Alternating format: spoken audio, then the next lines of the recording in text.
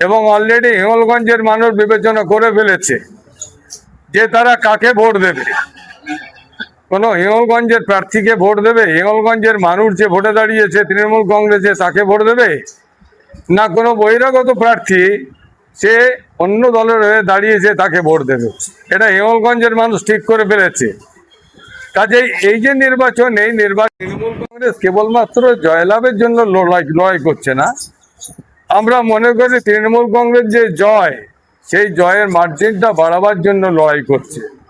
এবং 4 তারিখে রেজাল্ট বার হবে, আপনারা দেখবেন যে হিঙ্গলগঞ্জের মানুষ বিবেচনাবান মানুষ, অত্যন্ত বিবেকবান মানুষ এবং রাজনৈতিক চেতনা সম্পন্ন মানুষ হিসেবে তারা হিঙ্গলগঞ্জের ভূমিপুত্র তৃণমূল প্রার্থী আনন্দ সরকারকে